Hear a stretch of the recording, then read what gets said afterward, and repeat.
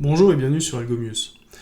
Nous avons vu déjà quelques algorithmes de chiffrage, avec le chiffrage César, le chiffrage Wigner, le chiffrage affine, et dans une précédente vidéo, nous avons vu quelles sont les limites de ces algorithmes. Pourquoi en ce moment ils ne sont plus utilisés pour chiffrer de manière fiable un message, et nous avons vu quelles étaient les limites de ces algorithmes. Il est temps maintenant de voir des algorithmes un petit peu plus évolués, et de voir aussi comment ces algorithmes pallie finalement les manques des algorithmes que nous avons déjà vus. Lorsque nous avons critiqué César, Wigner et affine, en fait, il y a plusieurs choses qui nous sont tombées sous les yeux. La première, c'est qu'effectivement, ces algorithmes ramènent très souvent des séquences de caractères qui sont faciles à identifier et qui nous permettent de comprendre assez rapidement comment, finalement, ils ont été chiffrés. C'est très très simple pour le César, c'est un petit peu plus compliqué pour le Wigner, mais vous voyez qu'on y est aussi arrivé. Donc maintenant, on va essayer de trouver une stratégie au travers d'un algorithme qui va pallier tout ça. On avait vu que le Wigner, en fait, la première étape se basait sur la découverte de la longueur de la clé. Donc une des solutions, c'est peut-être finalement d'avoir une clé qui est de même longueur que le message. Ok, ça pourrait être quelque chose de bien. Cette clé, le problème, c'est qu'elle va devoir transiter aussi entre la personne qui a émis le message avec cette clé et la personne qui va vouloir décoder. Donc on a peut-être une idée de se dire que cette clé ne restera peut-être pas sécurisée sur des années et des années. Il y a forcément un moment où la clé va peut-être être interceptée également. Et bien c'est sur ces deux constatations que a été bâti l'algorithme de masque jetable dont nous allons discuter aujourd'hui. L'algorithme de masque jetable a été inventé par Gilbert Vernam en 1917 et il a été utilisé notamment par les services britanniques pendant la Seconde Guerre mondiale. Alors sur quoi il est basé ? Eh bien en fait on cherchait une méthode de chiffrage qui serait impossible à déchiffrer. Et justement pour ça donc on a créé une clé aléatoire à usage unique, donc c'est-à-dire que la clé est générée systématiquement à chaque fois que l'on crée un nouveau message, et qu'elle ne sera plus jamais utilisée pour un autre message. Et la clé, comme elle est générée à chaque fois, elle va être générée de la même longueur que le message que nous avons à chiffrer. Et donc ça va pallier les problèmes que nous avons vus pour le codage Wigner. Ok. Bon. Alors, le problème, il reste quand même plusieurs problèmes. C'est que si la clé est générée systématiquement à chaque fois qu'un message doit être envoyé, ça veut dire que cette clé doit aussi être envoyée à la personne qui va décoder. Et donc, c'est-à-dire que vous allez quand même envoyer un certain nombre de clés. Et peut-être essayer de trouver un moyen que cette clé reste secrète le plus longtemps possible, c'est-à-dire qu'il ne faut pas que la clé se balade avec le message. Sinon, effectivement, le décodage serait beaucoup plus simplifié. Le fait que la clé soit aussi longue que le message, ça va aussi nous poser un problème de place, puisqu'effectivement, si jamais vous avez 8 millions de caractères dans un message, eh bien votre clé aura aussi 8 millions de caractères. Donc ça va mettre un petit peu de temps, finalement, à générer cette clé. Ok. Bon, en tout cas, si jamais le temps n'est pas un problème et que notre seule priorité, c'est finalement la sécurisation de notre message, c'est peut-être un bon algorithme à utiliser. Donc on va essayer de comprendre sur quel principe marche cet algorithme au travers de quelques petits essais.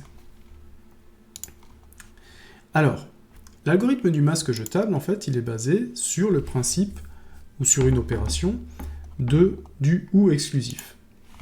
Alors le OU exclusif, c'est un opérateur logique, qu'on appelle souvent XOR, ou alors qu'on note un plus entouré, et c'est un opérateur logique qui, simplement, selon les valeurs booléennes, 0 et 1, va donner une valeur 0 pour les valeurs des opérandes 0 et 0, 0 pour les valeurs d'opérandes 1 et 1, et 1 pour les valeurs d'opérandes 1 et 1. On va juste détailler un petit peu ce que fait cet opérateur. Donc là, voilà. Donc ça veut simplement dire, ce tableau que je viens de vous tracer, ça veut simplement dire que 0 XOR 0, ça fait 0, 0 XOR 1, ça fait 1, 1 XOR 0, ça fait 1, et 1 XOR 1, ça fait 0. En gros, c'est un opérateur qui vous donne 0 lorsque les deux opérandes sont les mêmes. Quand on a 1 et 1, ça fait 0. Quand on a 0 et 0, ça fait 0. Et quand les opérateurs sont différentes, 1 et 0, ou 0 et 1, ça va vous donner 1. Voilà. Ça, c'est l'opérateur que l'on va utiliser pour faire notre chiffrage, tout simplement. Alors, comment ça va marcher ?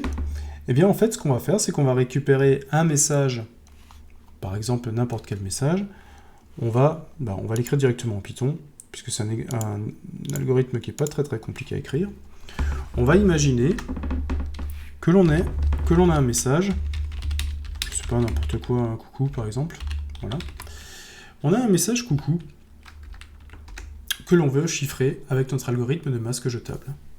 Donc la première chose que l'on va faire, c'est que l'on va générer une clé aléatoire. Donc la clé aléatoire, elle va nous imposer, puisque c'est de l'aléatoire, d'importer la bibliothèque random. Voilà. Qu'est-ce qu'on va faire avec cette bibliothèque random? Eh bien, en fait, on va simplement faire... on va appeler ça clé aléat. On va gérer la clé aléatoire. Et on va utiliser une des fonctions random qui s'appelle random sample, qui permet en fait de créer une liste d'éléments aléatoires. Donc je vais avoir mon range pour me dire entre quoi et quoi. Et je vais utiliser la longueur de mon message pour dire simplement, si j'ai un message ici de 6 caractères, eh bien je veux générer une clé de 6 caractères. Alors qu'est-ce que je vais générer comme clé? Eh bien comme je vais utiliser l'opérateur XOR, et que l'opérateur XOR c'est un opérateur bit à bit, en fait ce que je vais faire, c'est que je vais directement, il va falloir à un moment donné que dans mon message je convertisse les lettres en leur équivalent ASCII. Ok, donc pour avoir du numérique et pour pouvoir utiliser l'opérateur XOR. Donc moi, ce que je vais faire dans ma clé, je vais déjà faire l'opération et directement gérer une valeur numérique. Donc puisque je suis dans la table ASCII m'impose d'avoir des lettres entre 0 et 256. Donc c'est la range que je vais utiliser ici. Je vais simplement taper une valeur dans la table ASCII, alors je vous le rappelle. La table ASCII, c'est tout simplement une table qui contient tous les caractères et qui vous permet d'associer une valeur numérique à chacun des caractères. Par exemple, le A majuscule, en fait, est converti en 65 valeurs numériques. Ou alors, vous avez la représentation binaire de 65. Donc moi, ce que je vais faire, c'est tout simplement générer des nombres entre 0 et 256 pour pouvoir... 0 et 256, ça me permet justement d'avoir un nombre sur 8 bits, c'est-à-dire des bits sur 8 positions. Et donc, ça va me permettre de directement appliquer l'opérateur XOR dessus. Donc j'ai ma clé aléatoire, normalement devrait donner une liste de nombres aléatoires entre 0 et 256. On va voir si tout fonctionne correctement. Clé aléat. Voilà, et on va faire un Python masque. Ok, donc j'ai bien 6 valeurs. J'ai bien 6 valeurs, et ça a bien l'air d'être compris entre 0 et 255. Ok, 256. Super. Bon, donc ma clé aléatoire est pour l'instant générée. Donc maintenant, j'ai besoin d'une fonction qui va associer à chaque lettre de mon mot-clé, va utiliser l'opérateur logique XOR avec chacun des nombres que j'ai générés dans ma clé. Bon, alors pour ça, je vais créer une fonction. Je vais appeler def mask jetable. Voilà, qui va prendre deux paramètres, qui va prendre en paramètre la chaîne que je veux, alors je vais l'appeler MSG, le message que je veux convertir, et naturellement aussi le tableau qui contient la clé avec laquelle je veux convertir. Qu'est-ce que je vais mettre dans mon masque jetable? Eh bien, je vais créer déjà le message de sortie, ou le message codé. Voilà. Le message codé, c'est quoi? Ça va être simplement, pour l'instant, je vais l'initialiser à vide, et il va avoir la même longueur que le message d'origine. Dans effectivement, comme je prends un caractère, je travaille caractère par caractère, et chaque caractère va être converti en un autre caractère, j'aurai effectivement le message codé aura exactement la même longueur que le message d'origine. Alors là, je travaille avec des tableaux et pas avec des chaînes de caractères. Alors pourquoi je fais ça? Alors c'est longueur du message. Pourquoi est-ce que je fais ça? Tout simplement parce que si on regarde bien la table ASCII, en fait vous avez tous les caractères, vous avez tous les numériques, mais vous avez aussi des caractères qui peuvent être interprétés par la machine. Notamment Je pense notamment à la tabulation, je pense au retour chariot, je pense à ce genre de choses. Ça, c'est des caractères sur lesquels on pourrait convertir vers ces caractères-là. Et en fait, si j'utilise une chaîne de caractères, eh bien en fait, ces caractères vont être affichés. C'est-à-dire que je vais avoir 2 caractères, une tabulation, et puis des caractères plus loin. Quand je reste sous format tableau, en fait, une tabulation va me prendre un espace dans mon tableau. Et ça va me permettre de mieux comprendre mon message codé. Voilà pourquoi je travaille avec des tableaux. C'est un peu pour l'affichage du Python, ça va me simplifier les choses. Donc, le message code va être une liste qui va contenir le message une fois codé. Donc, qu'est-ce que je vais faire? Bon, j'ai pas... Ici, c'est assez classique. Hein. Je vais juste parcourir mon message. Je vais simplement dire, donc, je vais faire un compteur qui va parcourir 2 zéros à la longueur de mon message. Donc ici, mon message coucou qui vaut 6, en fait, je vais parcourir de 0 à 5. Hein, la borne extérieure est toujours... n'est jamais comprise. Donc le i va juste parcourir, finalement, tous les éléments de ma chaîne message. Et qu'est-ce que je vais faire? Eh bien, tout simplement, je vais dire que mon message codé au rang i, eh bien, c'est égal au... Alors, c'est égal à quoi? On va déjà convertir...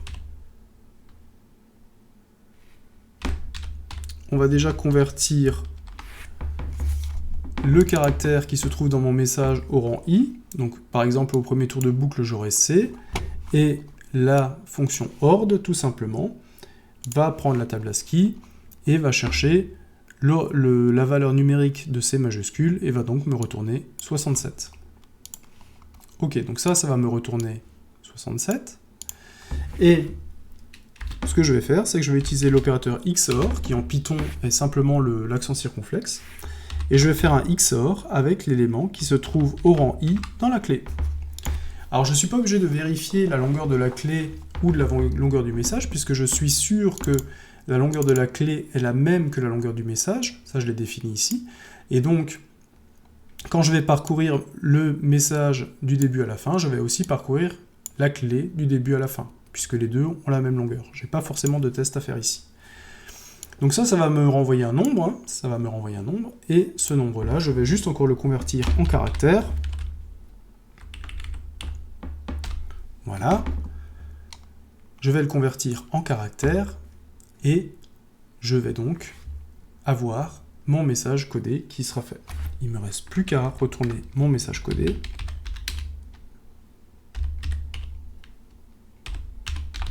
Et j'en ai terminé, je pourrais donc appeler tout simplement la fonction. Bon, alors, cette fois-ci, on va juste expliquer un petit peu cette opération. Ok. J'ai donc la volonté, avec mon coucou, de convertir la valeur C qui est ici. Donc, je récupère dans ma table ASCII, la valeur de C, c'est 67, mais je vais la prendre en binaire, et en binaire, la valeur est de... Alors, la valeur de C, c'est 1... alors, ça, je vais mettre un 0. 1, 2, 3, 4, 1, 1. Ok, donc ça, c'est ma valeur binaire de C.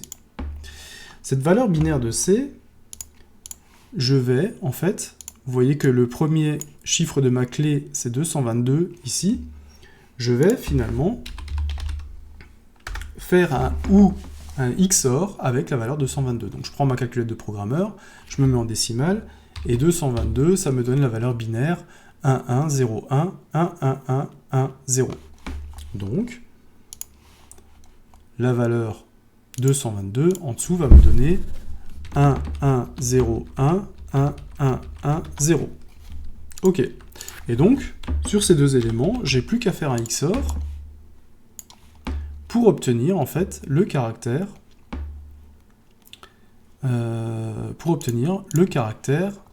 en sortie. Donc XOR, ça veut dire quoi? Eh bien, tout simplement, c'est 1 si les deux opérandes sont différentes, 0 si sont identiques. Donc là, c'est différent, c'est 1, c'est identique, c'est 0, c'est identique, c'est 0, c'est différent, c'est 1, c'est différent, c'est 1, c'est différent, c'est 1, c'est identique, c'est 0, c'est différent, c'est 1. Voilà. Et donc, j'ai plus qu'à convertir ce nombre-là Alors ce nombre-là, en décimale, ça va me donner quoi? Si je mets en binaire, ça fait 0, 1, 1, 1, 1, 1, 0, 1. Donc en décimale, je suis à 157. Et donc ça va prendre simplement le caractère 157. Voilà, donc ça c'est pour la conversion d'une lettre, et puis on le fait pour chacune des lettres. Ok, comment est-ce que je décrypte au final? En fait, on s'aperçoit que le décryptage se fait exactement avec la même opération. C'est-à-dire que si je reprends mon message codé qui est ici, ça c'est mon message codé, ça c'est ma clé, donc ma clé je la reprends, et je fais un XOR, vous allez voir que je vais retomber sur le message d'origine. Là, 1, 1, c'est identique, c'est 0, c'est différent, c'est identique, c'est identique, c'est identique, c'est identique, c'est différent, c'est différent. Et je retombe en fait sur le message dont je suis parti. 0, 1, 0, 0, 0, 0, 1, 1. Donc, cet algorithme en fait marche dans les deux sens en fait. Un message non codé avec la clé va me chiffrer le message, et le message chiffré avec la même clé va me déchiffrer le message. Voilà un petit peu quel est un peu l'intérêt de cet algorithme. Donc on l'a écrit, donc on va le tester. Alors comment je le teste? Exactement comme je l'ai dit, je vais créer mon chiffrage, mon tableau chiffré. Et mon tableau chiffré c'est quoi? Je vais tout simplement appeler masque je table sur le message avec la clé aléatoire. Voilà, et je vais afficher mon chiffrage. Voilà. Et je vais me retrouver avec une liste de caractères. Alors vous voyez que là, par exemple, le /x15, eh bien c'est des caractères non imprimables. C'est pour ça que je suis passé par un tableau qui me permet quand même de voir ces valeurs non imprimables. Donc là, vous voyez que le mot coucou a été mis en dièse, /x15, n avec un tiret dessus, x85, o avec un accent grave, et double point. Alors, beaucoup de choses par rapport à l'algorithme César. On voit que les deux C de coucou, le premier a été converti en dièse, le second a été converti en un caractère non imprimable. Donc déjà, on voit qu'un même caractère n'est pas converti dans le même caractère. Ça, on s'y attendait un petit peu, c'est le mécanisme de clé qu'on avait déjà vu dans Wigner. Pour autant, en fait, le fait que la clé soit de la même longueur que le message à imprimer, eh bien, on se retrouve avec aucun pattern, aucune séquence que l'on peut retrouver. Donc là, c'est vrai que le message est très court, mais vous allez voir en fait que même avec un message plus long, on ne va pas retrouver de pattern en particulier. Ok, donc là on a trouvé quelque chose, un message qui ressemble vraiment à quelque chose de complètement aléatoire. Voyons voir si on arrive à le déchiffrer. Pour le déchiffrer, on va voir déjà, on va créer une variable decrypt, et comme je vous l'avais dit, on va réutiliser la fonction avec la même clé, sauf que cette fois-ci, au lieu de crypter le message, on va simplement utiliser le chiffrage. Et on va cette fois-ci imprimer decrypt. Voilà. On va le lancer, et vous voyez que je récupère à nouveau coucou. Donc, le masque je table, c'est donc un algorithme qui va dans les deux sens. Le même algorithme permet de chiffrer et déchiffrer un message grâce aux propriétés du XOR qu'on a mis en évidence dans cette vidéo. Ok, donc cet algorithme est vraiment très intéressant, justement pour sa fiabilité. Ça, c'est un algorithme qui est encore utilisé en ce moment. Le seul problème de cet algorithme-là, c'est que vous devez vous astreindre à la contrainte de ne jamais réutiliser une clé, donc toujours générer une clé, et on va essayer de voir pourquoi est-ce qu'il ne faut pas utiliser deux fois la même clé. Et l'autre problème, c'est que la clé est aussi volumineuse que le message, puisqu'elle est générée à chaque fois de la même longueur que le message d'origine. Donc ça peut poser problème également. Bon, donc on a enfin un algorithme maintenant qui a des avantages au niveau de la sécurité et qui a quelques désavantages au niveau de la mise en place, mais Oui, c'est vrai qu'un autre désavantage dont je n'ai pas parlé, c'est que puisque vous générez systématiquement cette clé aléatoire, et que vous en avez besoin pour décrypter, eh bien il va falloir trouver un moyen sécurisé de transmettre cette clé à la personne qui est censée déchiffrer votre message. Si jamais la clé venait à être interceptée, eh bien le décodage du message serait naturellement beaucoup plus simple. Ok. Donc, dernière chose sur laquelle j'ai insisté sur le fait que il ne faudrait pas réutiliser une clé que l'on a déjà utilisée. Alors pourquoi ? En fait, on va essayer de le comprendre. On va imaginer que l'on a deux messages. On a deux messages M1 et M2. Alors c'est des messages originaux, hein, c'est-à-dire que pour l'instant ils sont pas chiffrés pour l'instant. Deux messages originaux. Ok. Et on a une seule clé que je vais appeler C. Et on veut générer deux messages chiffrés qu'on va appeler K1 et K2. En termes d'opération, qu'est-ce que ça veut dire ? Eh bien, ça veut dire que K1, ça va être égal au message 1, l'opérateur XOR avec la clé, et ça veut dire que K2, c'est le message 2, avec un opérateur XOR sur la clé. Donc on va faire un petit peu de maths, on va pas aller très très loin, hein, on va juste montrer en fait mathématiquement pourquoi il y a un problème à réutiliser deux fois la même clé. Ok, alors qu'est-ce que je peux déduire de ça ? Eh bien je peux simplement déduire que si K1 XOR K2, qu'est-ce que ça va me donner ? Bon, tout simplement je vais remplacer K1 c'est M1 XOR C, XOR, K2 qui est M2 XOR C. Ok, donc le XOR c'est un opérateur associatif, donc je peux me passer des parenthèses, hein. J'ai que du XOR, donc je me retrouve avec M1 XOR C, M2 XOR C. Ok, je peux écrire ça un petit peu différemment aussi. Je peux dire que X1 XOR 2 est égal à M1 XOR M2 XOR C XOR C. Alors C XOR C, qu'est-ce que ça veut dire ? Je vous rappelle que l'opérateur XOR vous donne 0 si les deux sont identiques, 1 s'ils sont différents. Si je fais C XOR C, en fait je vais récupérer que des 0, puisque je vais avoir que des identiques. Si j'ai 1 et 1, je vais avoir 0, si j'ai 0 et 0, je vais avoir 0, et comme je vais avoir le même nombre en haut en premier opérande et en deuxième opérande, en fait les deux seront identiques et je vais avoir que des 0. Et donc, ce que je peux noter, c'est que à chaque fois que vous avez quelque chose XOR lui-même, en fait, je vais tomber sur la valeur 0. Ok.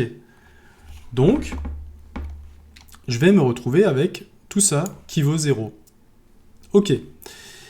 Autre chose que l'on peut voir, c'est que n'importe quoi, par exemple A XOR avec 0, va me redonner A. Alors ça, on peut le tester directement. Je vais prendre une chaîne et on va voir ce qui va se passer. Je vais prendre par exemple un nombre binaire ici, et je vais simplement faire un XOR avec 0. Eh bien, là, on a une différence, donc ça vaut 1. Là, on n'a pas de différence, donc ça vaut 0. Là, on n'a pas de différence, ça vaut 0. On a une différence, ça vaut 1. On a une différence, ça vaut 1. On a une différence, ça vaut 1. On n'a pas de différence, ça vaut 0. Et on a une différence, ça vaut 1. Et vous voyez bien que j'ai récupéré en résultat le premier opérande. Alors d'où ça vient ? Eh bien tout simplement, c'est que la deuxième opérande vaut toujours 0. Donc si la deuxième opérande vaut toujours 0, en fait je vais me limiter à un seul cas, qui est celui-ci. Donc soit le deuxième opérand vaut 0 et j'ai 0, soit le deuxième opérand vaut 1 et j'ai 1, mais dans les deux cas, en fait, je ne change pas la valeur du premier opérand avec cette opération. Voilà un peu d'où ça vient. Donc je sais, comme je l'ai indiqué, que A XOR 0 est égal à lui-même, est égal à A. Et donc, je reprends mon écriture de là-dessus. Je sais que C XOR 0, c'est 0. Et je sais que quelque chose XOR 0, c'est ce quelque chose. Et donc, ça, je peux l'enlever, c'est inutile. Et donc, en fait, le problème, c'est que je me retrouve avec K1 XOR K2 égale à M1 XOR M2. Et donc, ça veut dire tout simplement que si je connais, je peux donc déduire, en fait, M1 et M2, vous voyez que la clé a complètement disparu de l'équation. J'ai complètement plus besoin de la clé pour pouvoir décoder un message M1 si je connais un message M2 et que je l'ai déjà décodé. Donc ça, c'est quand même assez embarrassant dans cet algorithme-là. C'est qu'effectivement, à partir du moment où vous avez deux messages qui ont été codés avec la même clé, eh bien vous arrivez à les décoder sans avoir besoin de la clé, à cause de cette règle mathématique sur le XOR. Donc voilà pourquoi, lorsque on parle de masque jetable, on a bien les deux propriétés qu'il ne faut pas oublier, qui sont d'avoir une clé qui a exactement la même longueur que la chaîne à encrypter, et surtout ne jamais réutiliser une clé. Voilà un petit peu où on en est dans cet algorithme-là. Donc je pense qu'au niveau de l'algorithme, on était bon, on avait tout testé, donc là, c'était bon. Donc cette fois-ci, on arrive avec l'algorithme du masque jetable à pallier finalement les manques que l'on avait mis en lumière avec César et Wigner. On n'a plus un caractère qui est codé toujours par le même caractère. On voit maintenant avec le système de clés qu'on avait déjà mis en lumière dans Wigner qu'avec une clé, on a donc un caractère qui peut être codé en plusieurs caractères différents suivant le décalage proposé par la clé. Et là, on a une sécurité supplémentaire qui impose que la clé ait la même longueur que le texte à coder. Là, on est sûr, en fait, qu'on n'arrivera pas à trouver de séquence, qu'on n'arrivera pas à faire ce qu'on a fait quand on a attaqué Wigner. On ne peut pas déterminer quelle est la longueur de la clé, puisque la clé a la longueur de la chaîne, et donc elle n'est pas répétée plusieurs fois pour chiffrer le message. Donc là, on est sur quelque chose de très sécurisé, qui ne va pas revenir sur des patterns, qui ne va pas revenir sur des séquences, et qu'on n'arrivera pas à identifier. Par contre, il y a une autre contrainte, effectivement, c'est qu'il ne faut pas réutiliser une clé parce qu'on a vu que le décodage pourrait donc se faire sans la clé, et respecter le fait que la clé est jetable. Donc la clé doit être générée systématiquement lorsque l'on fait un nouveau chiffrage. Problème aussi qui va se poser ici, c'est que la clé va devoir être systématiquement envoyée pour chaque message. Et donc là, ça peut poser un problème aussi, puisque beaucoup de clés vont aussi transiter et elles seront chaque fois liées à des messages différents. C'est assez intéressant de voir comment le génie humain en fait, a pensé à des systèmes complètement différents pour passer de l'information chiffrée, pour ne pas pouvoir être récupérée, pour ne pas être lisible. C'est assez intéressant, toutes les stratégies qui ont été trouvées. Et là, on n'est pas encore sur Alors, on est sur un algorithme qui est toujours utilisé. Pour la petite histoire, je crois avoir lu que c'est toujours utilisé encore dans le système bancaire suisse, par exemple, puisqu'effectivement c'est très sécurisé, mais on l'a vu, en fait, le fait que la clé soit aussi volumineuse, finalement, va poser des problèmes. Donc on va voir, dans les vidéos qui vont suivre, d'autres algorithmes qui vont pallier à ce problème un petit peu de volume. Ça me semblait intéressant dans la démarche de voir progressivement un petit peu tous les algorithmes, de les critiquer, et de voir finalement, après cette critique, comment est-ce que les nouveaux algorithmes, les algorithmes les plus récents, finalement, compensent toutes les failles que nous avons vues au travers des algorithmes que nous avons analysés. Donc je vous donne rendez-vous à très vite pour voir des versions encore plus évoluées des algorithmes de cryptage.